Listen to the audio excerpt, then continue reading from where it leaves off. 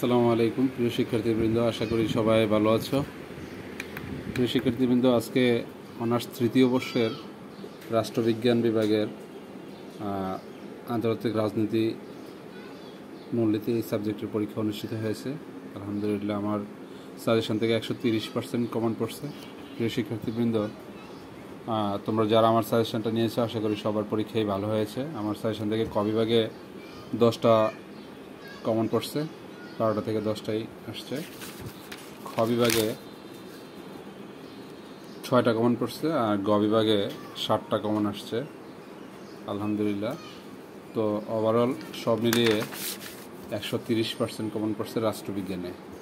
এবং যারা বাংলা সাজেশনটা নিয়েছিল, প্রিয় শিক্ষার্থীবৃন্দ, বাংলা বিভাগে আমি ক বিভাগে সাজেশন দিই নাই, তাই আমার ক বিভাগের সাজেশন থেকে কোনো কমন আসে নাই। খ বিভাগে 1টা 2টা 3টা কমন পড়ছে, 2টা সরাসরি আসছে আর একটা গ বিভাগ থেকে আসছে।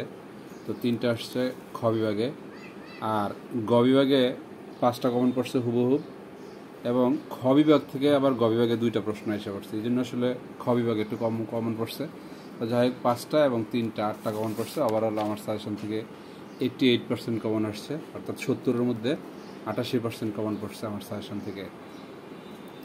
তো প্রিয় শিক্ষার্থীবৃন্দ, তোমরা যারা তৃতীয় বর্ষে পরীক্ষা দিচ্ছ, তোমাদের জন্য বাকি সবগুলো বিষয় শুভকামনা রইল। আশা করি বাকি সাবজেক্টগুলোর জন্য 100%-এর উপরে কমন থাকে। ধন্যবাদ সবাইকে।